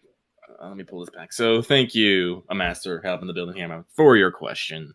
Let's see, how many did we have left? We only had 3. I apologize. We almost made it. Yeah. But that's it for Mailbag this week. Well, I mean, hey, we only have 3 left. They're pretty short. But one of them's an open-ended one. No. Let's stick to... let's stick to the our rules. guns. Stick to our guns. Ooh, excuse me. That gross. Apologies if you submitted those last 3 questions. Try again this week. Next week, whichever week version works for you. I guess technically this episode will come out before Lucky posts the thing no matter what, but yeah. Try next thread. There we go. I fixed my participles. Okay. So I'm going to close that. Alrighty. We've been going for almost an hour and a half. Let's take a quick intermission for us. Yeah. Get up, walk around, and then we'll come back with Free Talk. Free talk. Sadly, I did not start when Lucky said fluff, but he said it. So, we're in Free Talk now. Let's talk about new servant deets, which are actually ancient servant deets. Okay. All right. We'll stop. We'll stop, but we won't stop, because we're going to start with Himiko, new SSR ruler, Queen of Ancient Japan. I believe that conversation was pre-show, where we talked about how it's weird. We call her a Queen of Ancient Japan, but she was only mentioned by Chinese sources, and there are, no Japanese ones. Yeah, no. Queen Himiko is a bit wild. Yeah, and she shows up in some mythology, like Okami. Play Okami. Mm-hmm. You really should. Mm-hmm. Yes. It's very important for reasons. Very. Yes. Also, we've talked about this, the fighting over who's going to do the 1 in 2 years. Yes. Maybe we'll team up. Because I really like Himiko as a character, historically and in Okami. I think it's no surprise that Lucky and I really both like Okami. Yeah. And also, her artist is Toy8, who also did Consort U, which she shares some aesthetics with. It's actually pretty interesting. Her design, if you notice her face, the way her face design is actually a little bit different than what you would consider the standard anime face. It's a little stylized. Mm-hmm. And she's got her forehead mark. Mm-hmm. She's also how should we say, very full-bodied. And Toy is not afraid to show that off in that first ascension. No. Twitter has been going a little wild, and I may have, as you would expect. And I have retweeted some stuff already. Oh, I've already started that folder. It's goo. And also, this means you may question, because of how Consort U's ascensions are drawn, if you know what those are, if Toy8 has certain tastes, which I'm gonna be like, I don't care. Because Consort U also has the, slit sides dress aesthetic. She goes more for what we call the absolute cleavage, like the cleavage that goes all the way down between the two. but does have the side thigh, whereas Himiko's more of a side boob type aesthetic. It's all good. Anyway, yeah, we're all about Himiko's, which are currently my profile picture. That's the official art, by the way, from Toy that I just Discord has a crop feature, and I cropped it around the lower half because I'm a funny man.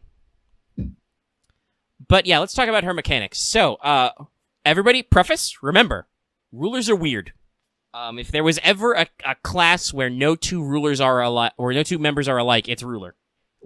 I would argue the ruler she's most closest to is that she's kind of like a 5-star version of Summer Martha, but not. She does like to punch things, though. That's her secret technique, punching people.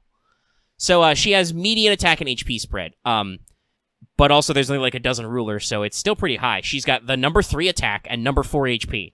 So not too shabby. Not that far from her fellows, I would say. So she's quick, arts, buster, median hit counts and generation stats. Like 3 hit arts, I think, and 3 hit busters. So, Lucky, I'm going to astonish you and everybody. I'm ready. So, this chick has a Buster NP that is a support. You thought they forgot about that? They didn't. I can't fucking even right now. So, this gives the team 30% Buster up for 3 turns. This actually scales with NP level, so if you get her to like NP 5, it's like 50%, but it has our other favorite effect, 2 levels of overcharge immediately, 1 time. Ooh. And gives the team 50 to 100% critical plus for 3 turns based on her own overcharge. I'm pretty sure her overcharge effect procs at the end of her NP, so she doesn't proc it on herself, but if it doesn't, that would be great. So basically, she immediately does a team-wide strong critical and buster up for 3 turns. Her first skill is Oracle's Charisma. It gives her the standard 10 to 20% attack, and also gives 8 stars per turn for 3 turns. It's great. Skill 2 is Kido. Yeah, that kind of Kido. It gives herself 3 turns of 20 to 30% buster up and 30 to 50% demonic damage and a hard defense, 1 turn invul. Which is not strictly necessary on a ruler, but handy. This also means that if she's rocking her NP, by the way, that's 60% buster up minimum at skill level 10. And her third skill gives her a 30 to 50% NP battery. Great stuff. It gives her 1 big turn of buster absorption and critical. So her buster cards have big extra crit damage and big extra absorb. So her passives are Magic Resistance A, Territory Creation A, and a passive version of Natural Body. Thank God. It makes her immune to poison and curse. Really how a lot of characters should have had their Natural Body handled, I think, period. Basically, Himiko is a revival of the old Buster support trick, but her kit is freakishly good, and she's quite effective at bullying on her own or with friends. I said this in the Discord earlier while you were at work. She's like 50% standard-ass Buster support kit. Put her with any generic Buster unit. Probably a Berserker like Arjuna Alter coming up, or Raiko, right? And just go like, red card, go burr. But also the other 50% is that she's a secret gorilla. She's got a 30 to 50% battery. Her NP is Buster. She's got 2 Buster cards. You can make her do a Buster Brave Chain, which will make her, like I said, do crazy amounts of Buster crit damage. It's freakish in the amount of output. The only thing, I guess, is generating stars, just because her Charisma does give you 8 stars per turn, but it's still, per turn effect. Well, yeah, it's per unit, so it kind of stacks, but only if you don't lose the buff. Still, it's big. Super Ryan's another big 1-card burr if you're doing single play. But yeah, it's really interesting and dramatic. Well, I mean, I didn't need her to be good to roll her, but I'll be interested in rolling this unit in 2 years. Yeah. Hopefully there's a big enough gap after summer. Yeah, no, it seems like the thing is, if you want to do the big Buster thing, just slap her with your Merlin and whatever you want to go burr, and you go. And also some people have been mentioning using Caster Artoria. Oh yeah, because of the overcharge. Yeah, the overcharge effect to give extra hits of that super invul. Yeah, no, again, nope, just... they're coming out with a lot of support units, I'm noticing recently. Like... Well, and again, this plays back to that whole ruler thing, right? Like Himiko can be a damage-dealing ruler, just let her go basically fly solo. Yeah. And she'll do a lot of work. It's really interesting. But yeah, definitely just just a solid person to put in your fucking your Buster team. Yeah. Mhm. Okay. Cool. Just another part of the kit. Yep. And unlike some units, because she has 2 Buster cards of her own and that Buster NP, she can do her own lifting too. Yeah. Um, Well, I guess the only problem about that is just ruler class advantage, I suppose. I guess. I mean, neutral class advantage isn't the worst, and I believe Yeah, it rulers is. are times 1.1. Are they? So- I'm not sure. I'll check. Gotta retweet that Himiko blast really quick. Or the audience will check faster than me. I don't know. They like to do that sometimes. Fact check. Yep, rulers have a damage multiplier of 1.1. Okay, I guess that's kind of... And they are class neutral to most. So, it'll... With her decent attack stat, that'll actually hit decently hard. That's kind of like, that's kind of how Avengers work, right? Is they get super big attack buffs and then do mostly neutral damage. Yeah. Like, a lot of people sass Mao Nobu. But I've also heard a lot of people commenting of like on paper, I don't think she's good, but in play, she seems to go pretty well. And I'm just like, yes, exactly. I said the same thing about Archer Jean earlier, though that's got class advantage involved. But just like careful application of buffs makes a lot of stuff go. And as we said, Himiko is a unit who brings her own buffs. It's really interesting. So let us move on.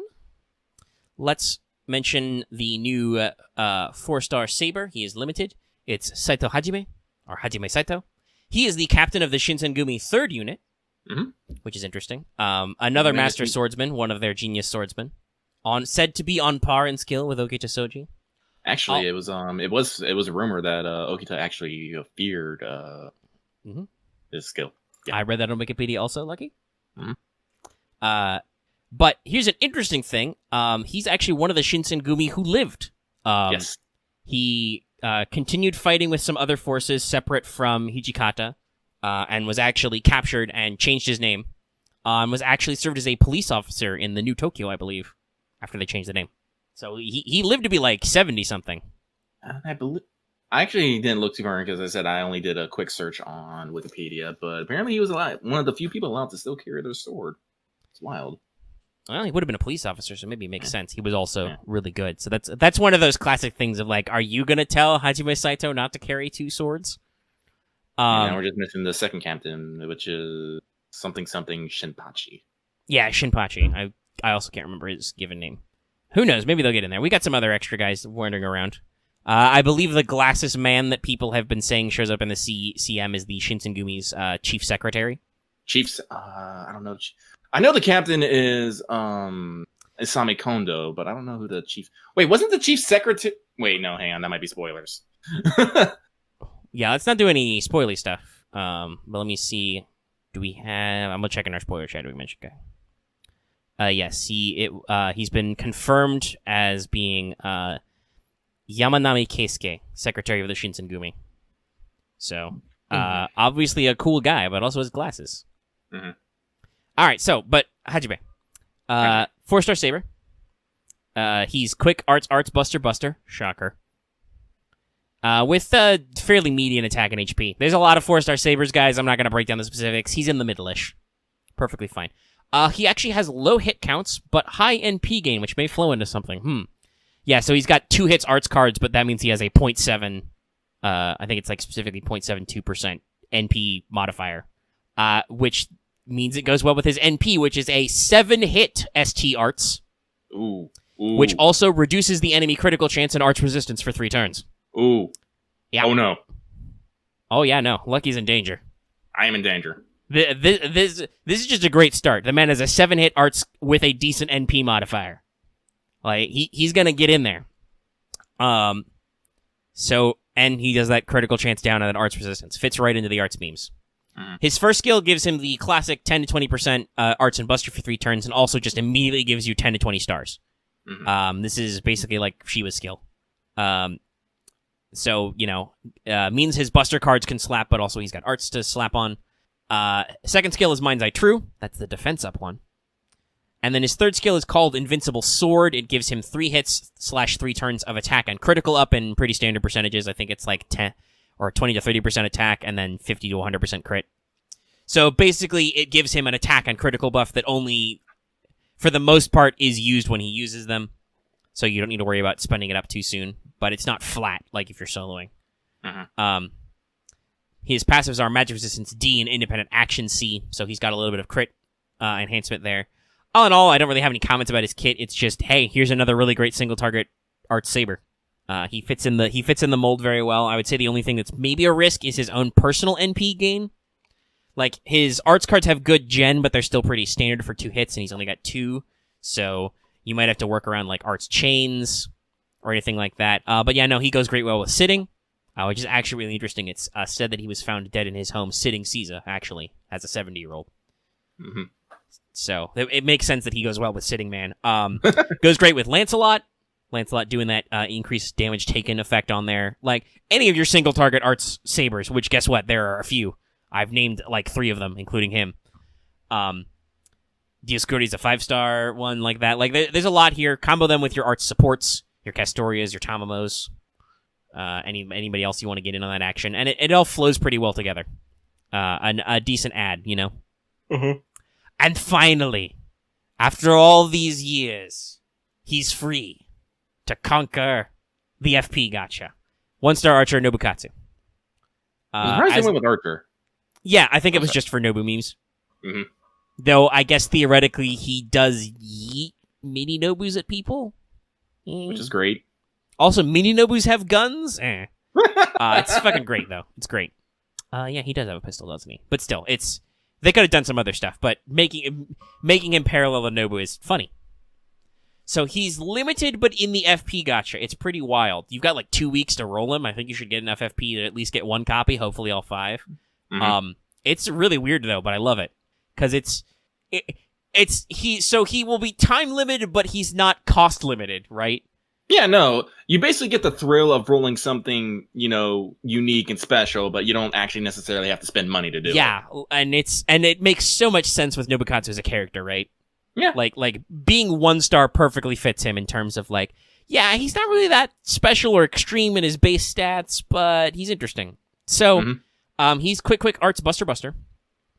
Lancer style deck, moderate hit counts, high NP gen, probably because he's only got that 1 arts card. So his first skill gives the enemy Confusion, which is the chance to skill seal per turn, and a 20 to 30% buster resistance down for 3 turns. So gives an enemy a chance to seal their skills and reduce their buster resistance. Second skill gives 5 to 15 stars per turn and 20% critical up for the party for 3 turns. And also, hey, we're having fun with traits. It gives all Nobunaga allies a very big crit up and star absorb buff for 3 turns. By the way, currently Nobu-tagged enemies are Nobu, Mao Nobu, Summer Nobu. Some people have been joking about characters played by the actor Nobunaga. That's not actually true. I'd love it if it was, but it's not. It'd be funny. And his final skill is a big taunt, which also massively increases his NP game when hit, almost like a certain Kohai. But also tags him with an on-death buff, which if he dies for 5 turns after you use the taunt, he heals the party 2 to 3k. And so to cap all this off, he has another Buster Support NP. This gives the team NP Battery, starts at like 10%, and it's like 20% at max NP.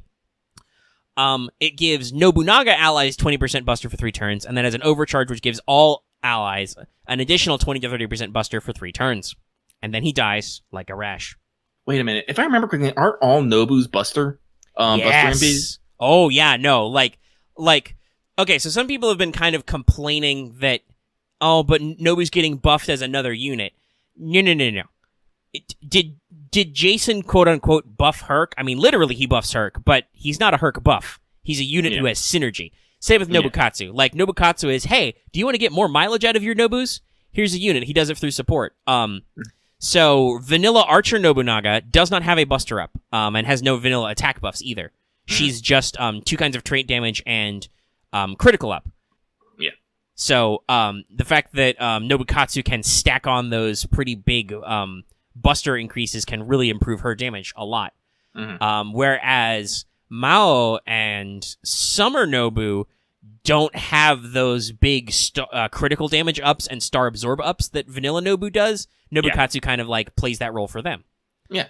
So yeah, he is a Nobu support unit, and also just does the whole thing for them. But also he could be generic support for Busters because he's got a like even without the extra Nobu stuff, he's still doing decent team critical up, enemy buster resistance down. The taunt effect is purely good, right? And his NP battery and buster stuff on his NP are also generic.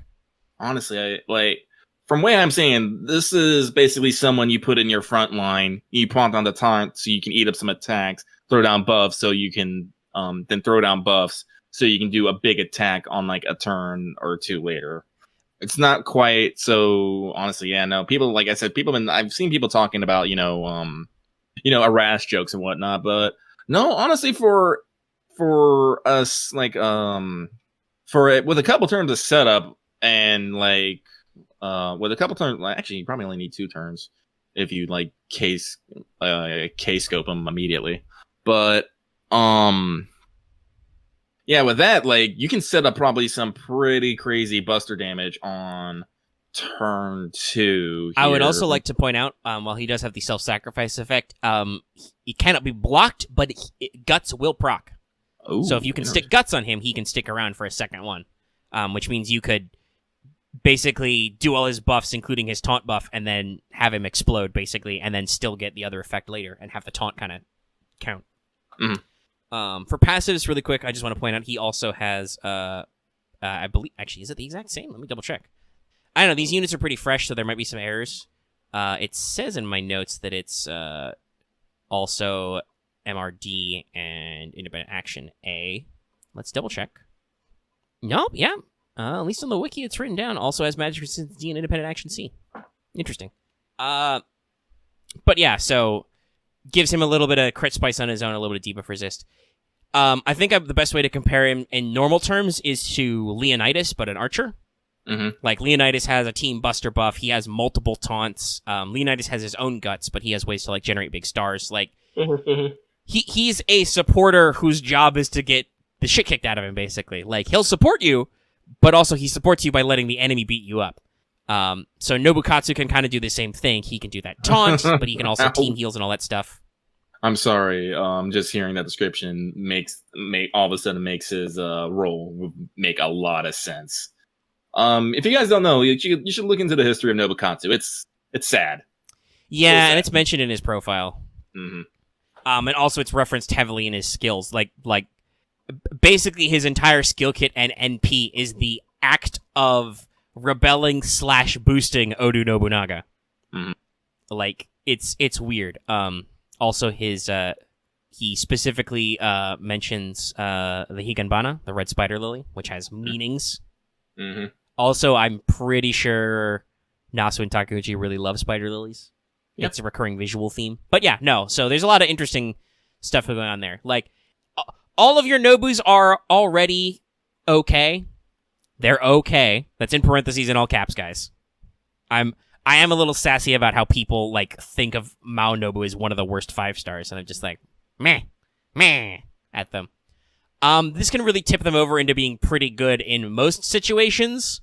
And especially if you're in their wheelhouse already, this is like, oh, hey, I have it's, like, for instance, we talked about the bonus units for this GUDAGUDA event, right? Nobus are important. Well, this will mean you can take your Nobus and make them even better.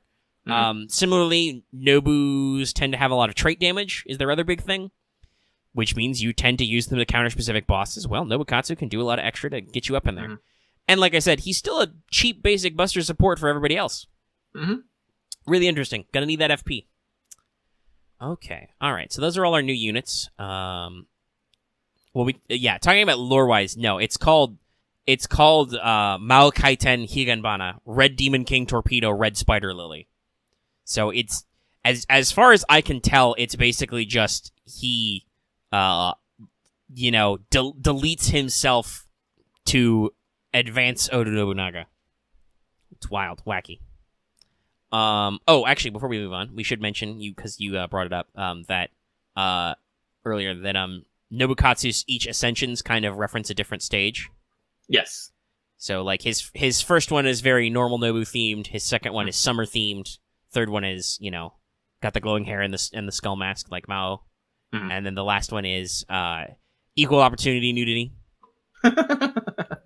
And honestly, I was gonna assume that's probably why he's a FP gacha welfare, but not a welfare, because welfare units usually only have the one costume, right? They have the one Ascension sprite. Mhm. They have certain specifics to them. This lets them kind of like do the joke and still make it accessible to players without paying any money, but also means they can get Paco to draw 4 Ascensions. Honestly, like, Nobukatsu's been a fan demand for a long, long time. Yeah, So, and I think they I'm even glad- reference it in his profile, right? Like, the fact that he probably only exists on his own because of some bits of Nobu's Saint Graph in him. Mhm. So, yeah, it's interesting. Also, he's chaotic good. Yeah, I'm looking at everything. I am excited. In 2 years, I will probably have fuck tons of FP to throw, like I do constantly. Big FP and big quartz. Big quartz. Big quartz because Himiko is sugoi dekai. Mm. Okay. Well, let's shift gears back across that pond. Because while, like I said, I'm not predicting it for another week, it's still soonish, so I wanted to go ahead and just fire off the Oniland pregame. Because you never know. You never know, mate. So let us go ahead and wrap up as we move on towards our second hour-ish.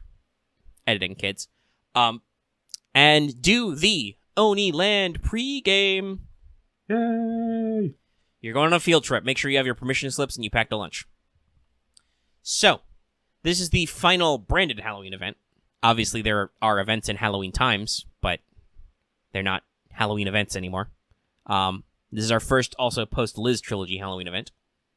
And we're going to the mysterious country of Oniland. So, this is going to be a points ladder event, which has raids, and requires Lost Belt 2. I would like to reiterate, it requires Lost Belt number 2, Gata Damarung. So prepare yourself. Luckily, they're giving you plenty of time to catch up if you haven't yet, but you got to catch up. Okay, otherwise I'm gonna be super upset if we go into this event and anyone, and I mean anyone, says, "Oh, I have to complete Lost Belt 2." I'm gonna get mad. I'm gonna get real mad, yo. Well, at least with us, we've been. I think I've been yelling it for like 2 or 3 weeks now. Yeah. In the Discord, in the show, etc. But okay. So obviously there will be a story with this because it's an event. There will be 11 chapters with an epilogue. If you complete this will net you permanent caster Shuten, hitherto referred to as Onikure. This is actually a joke in the event, by the way. They actually call her that. You get your non-permanent copy, by the way, by completing the first story quest. So yay. You'll also get a Grail, one of the 3-star CEs, and 8 Saint Quartzes. And to do the challenge quest, you need to do the epilogue. It's one of those kinds of things. So, story bosses will be in the 200 to 300k range of HP. There'll be some break bars in there. And they're mostly cavalry casts, so Sitonai can shine. But there will be also an Avenger boss and a Lancer boss in there, so watch out.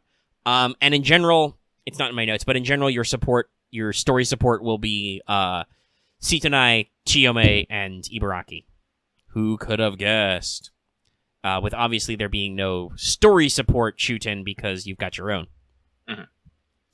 Guys, be thankful. All free quests are monoclass or plus Berserker. Yes. With one exception, which has a Foreigner boss. However, I believe that one is mostly Berserkers anyway, so you'd probably be bringing a Foreigner to counter. It's weird. But yeah, there's a Foreigner boss one. Watch out.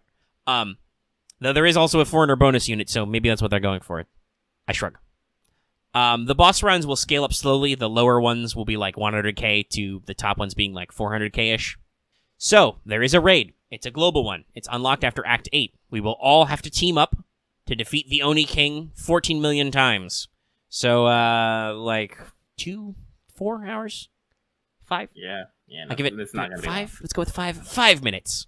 be Yeah. So, he's a Berserker who is large, demonic, and draconic. And he comes in 800,000, 1.2 million, and 2.5 million varieties. But I will warn you, these are all 40 AP raids. So pick carefully. But we got to beat him up a lot of times, and it'll whittle him down. Have fun. People are arguing about the story requirements. I think they're experimenting with stuff because they're trying to like plug us into later content. I honestly I think it's fine.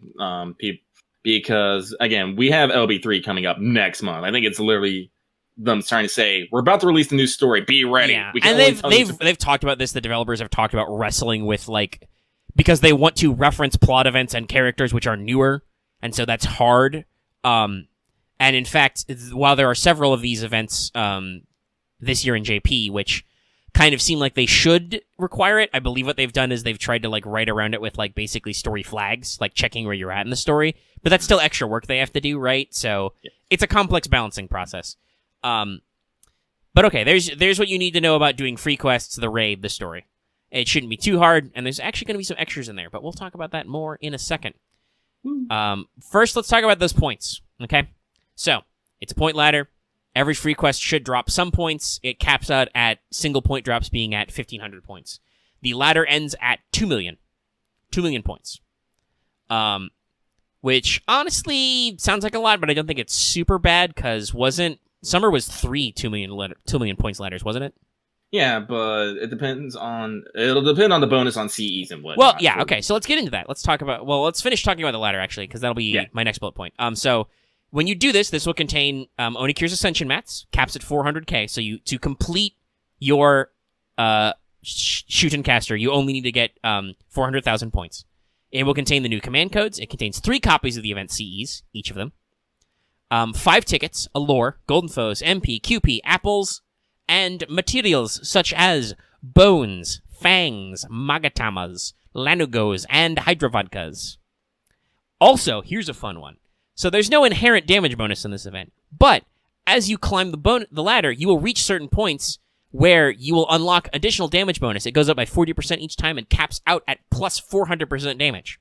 Interesting. So yeah, the more points you get, the more friendship points you get. It's really funny. I don't know how they're going to translate this joke, but yeah, it's... So FP is friend points, and this is like friends or friendship points. So it's kind of a joke. Funny joke. So we'll have to see how they translate that one. But yeah, so you get a sliding scale of damage bonus the higher up the ladder you go, so it gets faster and faster. Mm-hmm. So how do you get these points? So, first of all, there are 3 5-star CEs. 2 copies are available in the store, spoilers, and 3 copies are available in the points ladder. Those final copies are pretty high up, but at least you got a decent spread. Each CE will give you a 30% point bonus, 60 MLB. Oh, okay. So, if you have... Not that you'll need it, because you'll already be quite high in the ladder, but if you have all 3 MLB, you're looking at 180 bonus on points, on CEs alone. Jeez. And then, there are bonus servants. So, Sitanai and Onikir give plus 30% points. There you go. Right there. Both Ibarakis, Da Vinci, Shuten, Chiyome, and Mash give you plus 20% points. Which Mash, by the way, is great. Because zero cost. So at minimum, if you own literally no servants, not that you'll be able to do that because you have to have beaten Lost Belt too, but you'll be able to get a 50% point increase because they give you Shuten for free at the start, and you've got Mash. And then the following servants all give you plus 10% points. Fran, both Chloe, Urale, Billy, Kidgil, Jeanne d'Arc, Santa Altar Lily. Sorry, it's got a lot of titles. Anna, aka Medusa Lancer, Alexander, Ilya, Rhyme, Medilily, Hans, Jack, Stheno, Wu, Cha-Cha, Bunyan, and Abby. So that's all 10% again, and several of those are welfares, so you should have a pretty decent spread of options. And also as another bonus, during main, aka story quests and raid quests, Shuten gets a free 50% NP. So she starts at 50% battery as a fun little thing. So yeah, as far as we can tell, the main break here seems to be children, aka short people. With I'm assuming full-blown Da Vinci only being included because Da Vinci Small is not in this version of the game yet. Though I don't remember if she'd come out in arcade yet. Either way, it wasn't playable in vanilla FGO. And I think actually they add her into the rerun, because of course they do. But yeah, so you should have a decent spread. There's a couple of bronzes and silvers in there. There's several welfares in the list. You should have a decent spread to do all your quests. Not accounting for, like, me, I'm a madman. I literally have NP5 Berserker Fran. Mm-hmm. I've got NP5 Stheno, you know. Like, I got some of the stuff. So, the store contains all your spare copies of Onikir. So, getting your extra NPs. It carries 2 copies of each CE, as mentioned before. It will contain QPs, foes, EXPs, card unlockers and removers, and materials such as scales, grease, soaps, that's Aurora Steel, hearts, lamps, feathers, shells, stingers, spinal fluids, and Berserker and Caster statues. Sadly, the only way to get currency bonus is banner CEs. Well, I plan on spending a little bit, so I'll probably have some.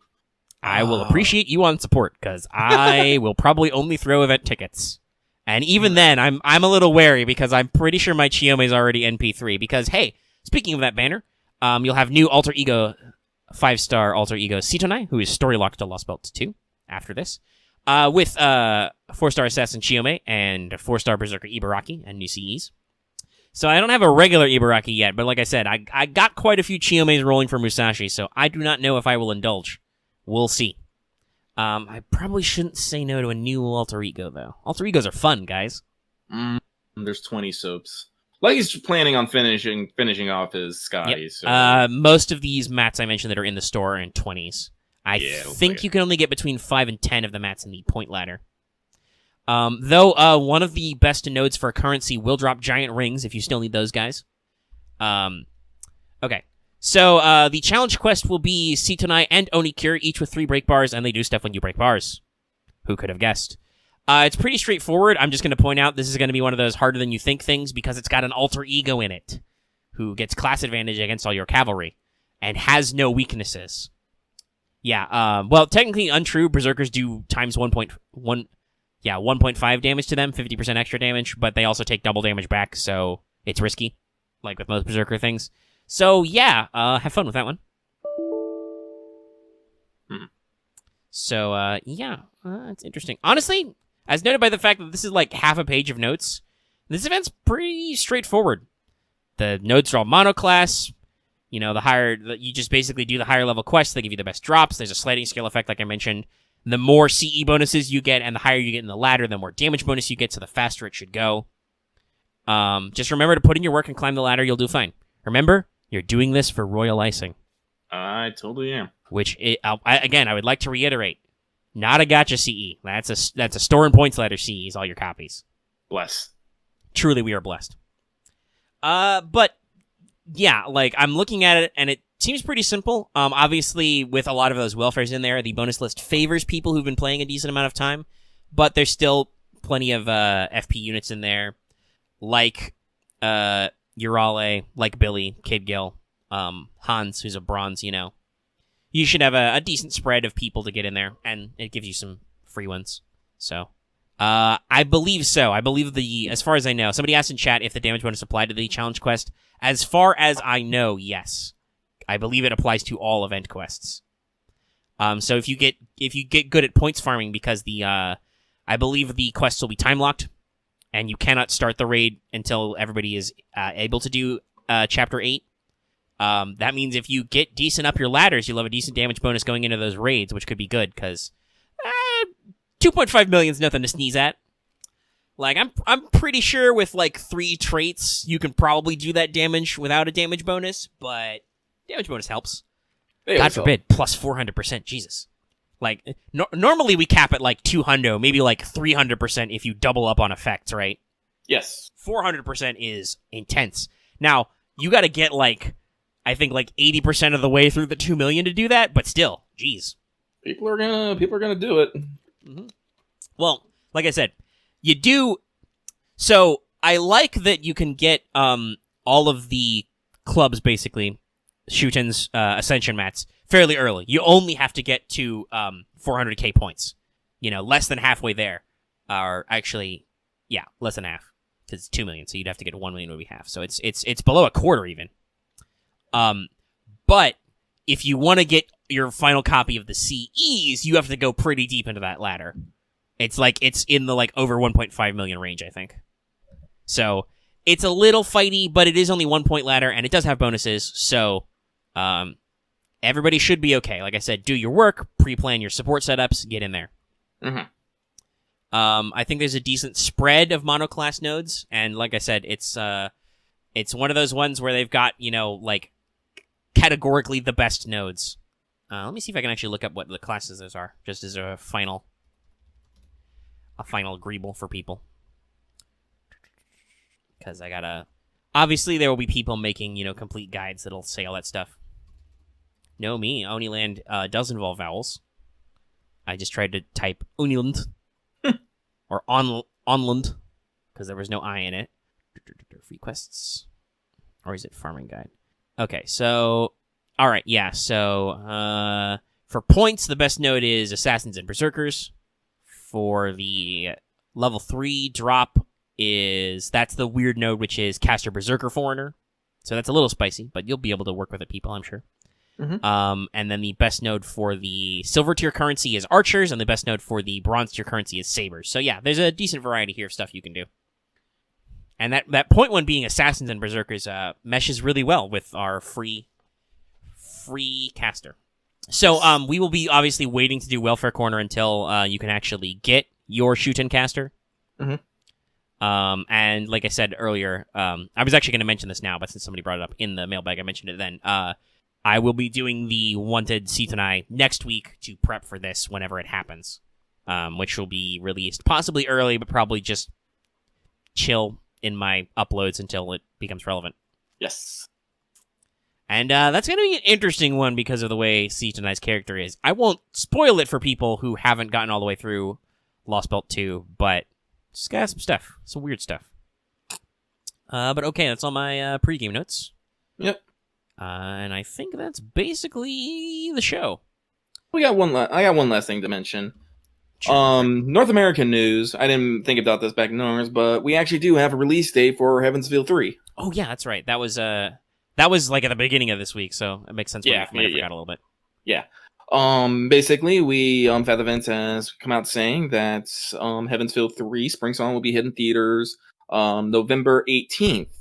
And there'll also be a double feature with parts 1 and 2 hitting November 14th. Tickets go on sale the 16th. So yeah, still got a week to go.